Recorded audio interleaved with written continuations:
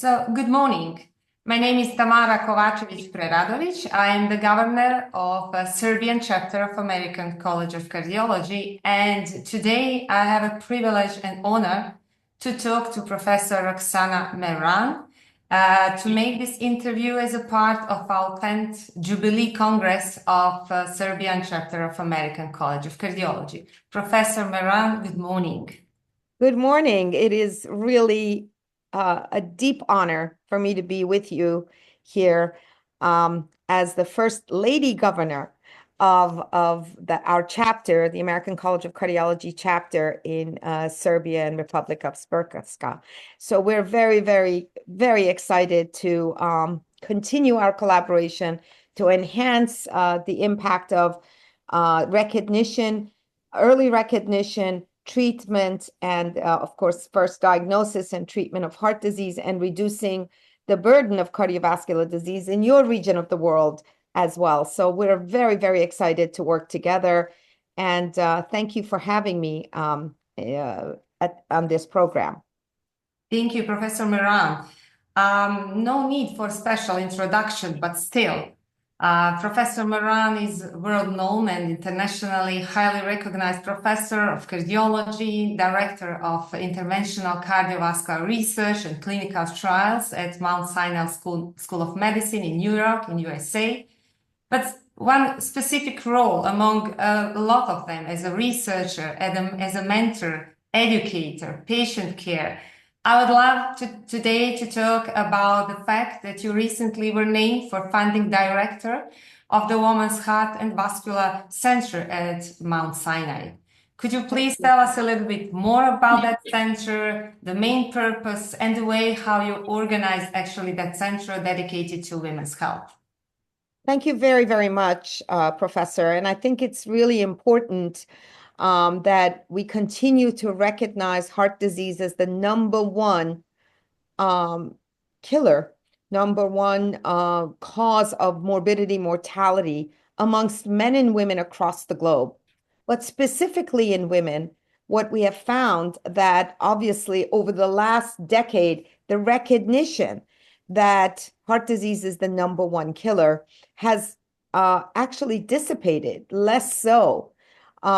Less awareness, which is crazy because at the same time, the slope of the curve is changing towards increasing morbidity, mortality, especially amongst younger women. And I think when you think about that, we have to also join forces in a multidisciplinary approach in rethinking our biology about women, that they're not just small men, and that we have to be thinking about specialized centers that absolutely have a multidisciplinary approach to care for women with heart disease. And also understanding that it's never too late and never too early to intervene in promoting prevention, educating women about their signs and symptoms, because it's very different than men, and very important, raising awareness, but also including multitudes of experts from other subspecialties like oncology, like obstetrics, gynecology, as well as neurology and other things to be able to absolutely enhance and improve cardiovascular care for women. And this center that we've set up is the center that we put together with the leadership from Dr. Valentin Fuster, who believed wholeheartedly in the cause of improving heart health of women. And at the Mount Sinai Fuster Heart Hospital, it's the first time that we have a heart center, heart and vascular center for women. And the way we set this up is in collaboration with our colleagues in OBGYN, our colleagues in our Dubin Breast Center for cancer, and GYN cancers as well, and all sorts of cancers, to kind of work with oncology to think about that once you enhance and improve and treat cancers in women, we don't want them dying of heart disease after all that suffering. And that should be for men as well. So these specialized centers are doing that. And what else we want to do is for the first time to institute a fellowship in training men and women, cardiologists who are interested in understanding the differential biology that exists in women for cardiovascular disease, whether it's ischemic heart disease, heart failure, as well as other, issues, even in electrophysiology, to really think about how do we look at this in terms of sex and biology. And so that is a whole nother next level of focusing on heart disease in women.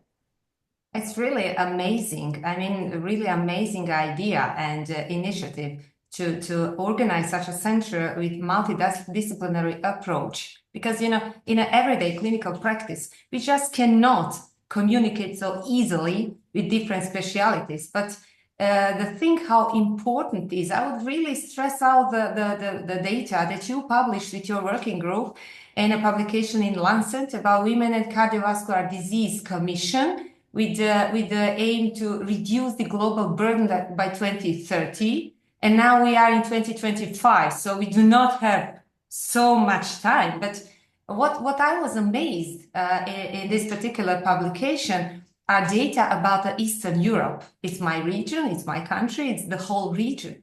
And, the data are really very bad. I mean, after Central Asia, around all the world, the vast majority of women dying of heart are from my region, from Eastern Europe. So it's really, really alarming that we have to do something to change such a situation. And then I analyzed also the risk factors that you put in that article. And among others, the biggest are hypertension and hyperlipidemia. I mean, we can do much more. Do you agree? Oh, 100%. Looking at the data on the Eastern European region of the world was very, very depressing. There's no question about that. Given all of the incredible treatments available, why aren't we making an important impact? Why should women in that region of the world die so young and have such negative impact of cardiovascular disease when so much advancements has been made? And it is simple. There are some simple measures like treating hyperlipidemia or hypertension, which is truly a silent killer, not even being aware of the fact that ischemic heart disease is actually the cause of most of these morbidity, mortality that we saw in Eastern Europe amongst women, and that simple changes, not so expensive, nothing huge technologically, can make huge impacts, but we'd have to wait to see those impacts because already it's a little bit late. So you have to begin not just treating, but also diagnosing in the earlier age of these women in your region to get to them earlier, to educate them earlier, to get them on a program, and to be sure that their nutrition is improved, their physical activity is there, their stress is reduced, and very importantly is some of the sex-specific risk factors that we often forget and under-recognized risk factors like stress, anxiety, partner violence, all the things that are happening right now in the Eastern European region of the world with the war and everything else that's going on is having an impact in both men and women, but specifically women who also have to care for the family. So remember, we must do better, and we should, and we will, with you at the helm. Thank you so much. Let's talk about the biology again. You mentioned those specific differences and what is extremely important. And now we have more and more guidelines about MIs with non-obstructive coronary artery disease, specifically in the women, and peripheral arterial disease and microvascular dysfunction. So now in European guidelines as well from last year, we just got the data about the connection between microvascular disease and heart failure with preserved ejection fraction. And now more and more we talk about HFpEF, but we still struggle We still struggle about making the diagnosis. We still struggle about the thinking about that diagnosis, and specifically about the linking specific pathophysiological mechanisms to this very broad spectrum of disease calling HFpEF. So could you make a comment about the microvascular disease, specifically in a woman, and HFpEF regarding the cause or consequence? And what do you have some specific protocols or approaches in your center? How do you deal with that specific topic? The really important topic, one that has had, unfortunately, very little data around what to do for these women and some men, but predominantly in women, non-obstructive coronary disease associated with microvascular dysfunction, vasospasm, as well as very, very important other causes like dissection, spontaneous coronary artery dissection, that might go unnoticed unless it's really, really well visualized. We now have very, very great tools in our armamentarium to make those diagnoses. And one of the reasons why I think we're seeing a higher incidence of heart disease in women is that, especially in US and Canada, might very well be that we're now diagnosing non-obstructive coronary disease with microvascular disease, as well as mixed with vasospastic angina, as well as important coronary artery dissection that might have not been seen in the younger women, but still, we know it's associated with worse outcomes, but we haven't been able to really show a significant change in their outcomes because we've never studied it well. But now there are large-scale studies that are going on at this American College of Cardiology meetings. We will see data from Dr. Noelle Berry-Mertz and her group, as well as others who have done very, very large-scale studies in understanding the incidence and perhaps even some of the biology and understanding the pathophysiology, which is complex, but very, very important. And now this new connection with heart failure with preserved ejection fraction, which we see more commonly in women than in men, is fascinating to again come back to the very important notion that we must consider sex as a biological variable rather than just sex as a variable. It truly has a differential biology that takes place in a body of a woman based on sex, and in a man based on his sex. And I think it's important to understand. So, for example, the whole idea of ischemic heart disease is much more complex in women. The plaque formation is very different, even in obstructive coronary disease, where we see calcific nodules, very different than in men. The remodeling of the arteries are also different, more negative remodeling in women. And then when you come back to the very important remodeling of heart muscle with regard to the changes of hemodynamic changes in women, the association with microvascular disease, non-obstructive disease, is fascinating to figure out. We still have to continue to observe the important linkage there and see what we can do to diagnose it earlier so we don't get to the point of heart failure with preserved ejection fraction, which still has no really great treatment in improving health outcomes of those patients.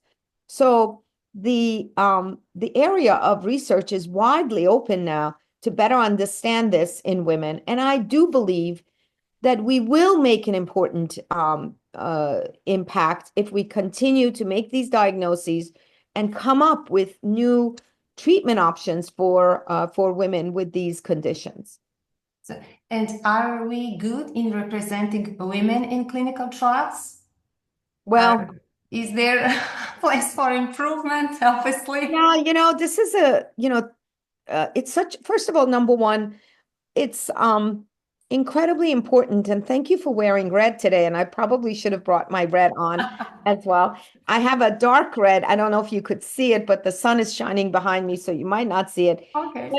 But it is February, and today is Valentine's Day, and it is a remembrance of hearts and hearts of women.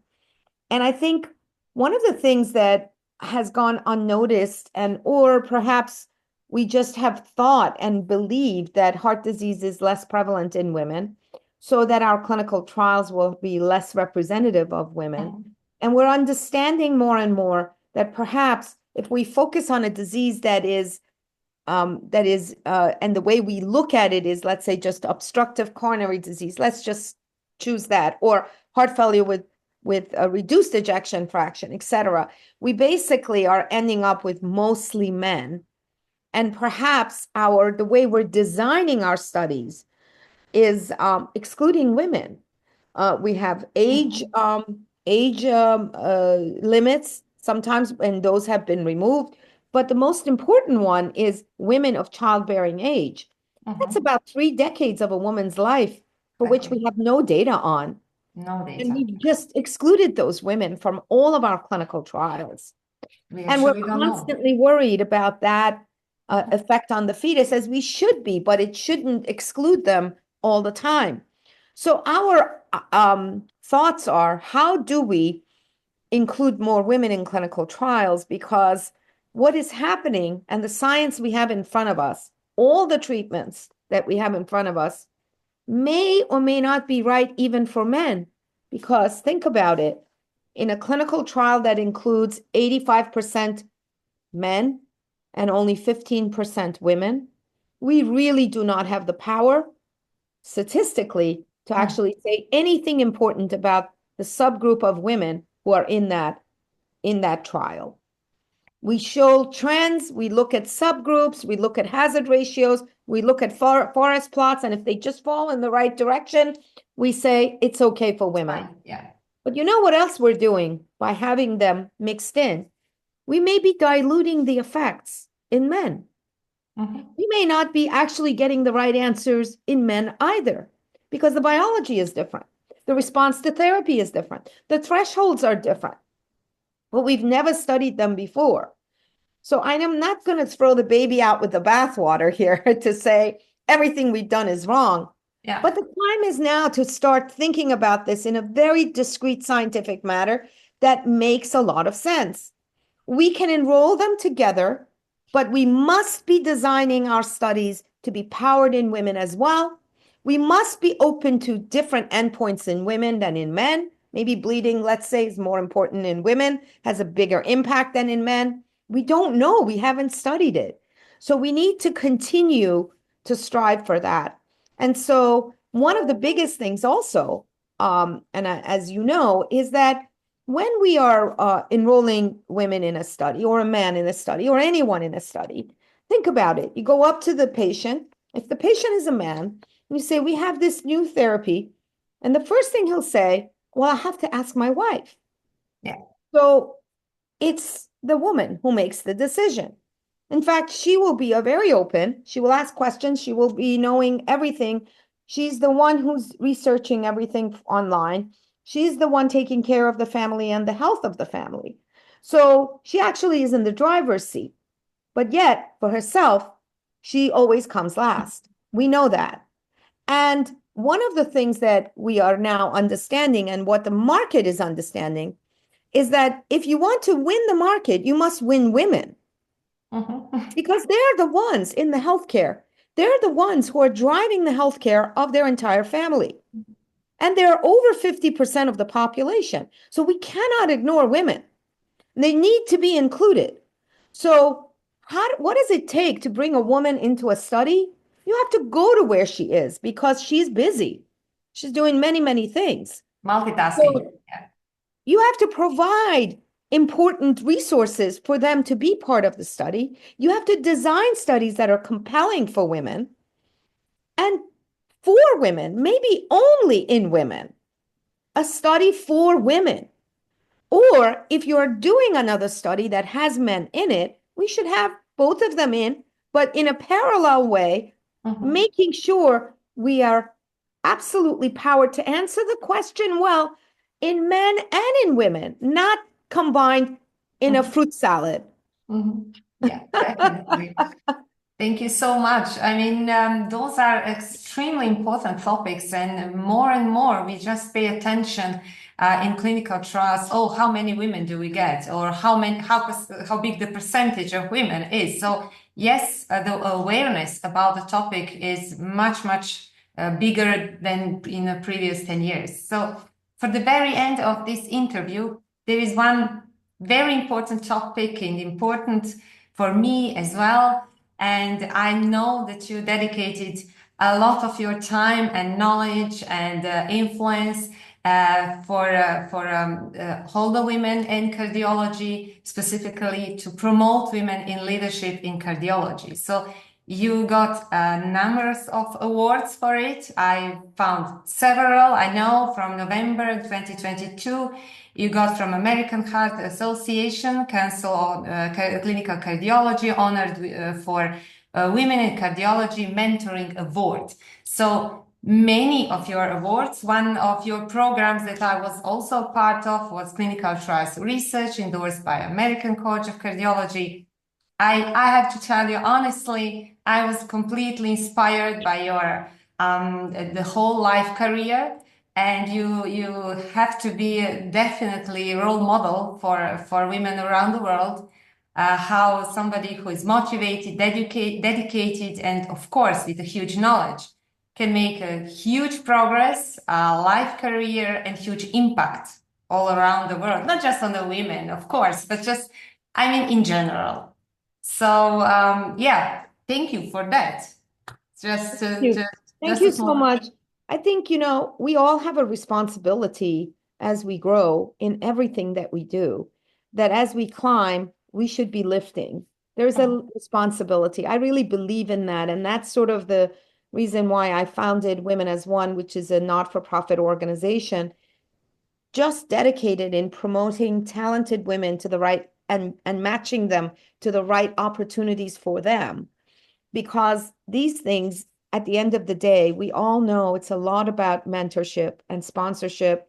It's all about who is caring for another person, who's lifting another person and giving them the stage and giving them the opportunity. Let's face it, if we are becoming physicians and going through all of those studies and then becoming physicians, working day and night, staying up all night, taking care of the sick, helping everyone, we are amongst the very small percentage of the population that has dedicated their lives in the health outcomes of humans. And on so many levels, women are missing out in the very important piece of leadership. They're not in the leadership positions. And hence, it's very difficult for other women to see themselves in that area. And we saw that the talent pool was leaving the talent in cardiology and going to other subspecialties because opportunities were small for women in cardiology. And I think those days have changed.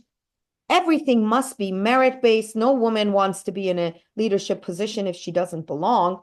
But at the same time, there are many who are excellent, who have worked hard, who deserve the light, who have never seen the light. No one knows who they are. And we're finding them in every corner of the world and making sure that at the very least, they get the stage for a very short period of time so they could be seen, heard, recognized, promoted, and hopefully feel good about all that they have done so that they too can be leaders. And I think this is a part of something that we all owe to young men and women in our field. And we continue to do this. I felt it was really important to raise the lantern for women first. But I believe, and you should know, that one of my missions is to take the word women out of my Yeah, foundation title. to go just as one. Exactly. That is really the as one foundation. We must get there. We're not there yet. We're getting there. And we have to continue to work together to be sure that there are important resources for men and women who Exactly. need to climb the ladder of success. Professor Mehran, thank you so much.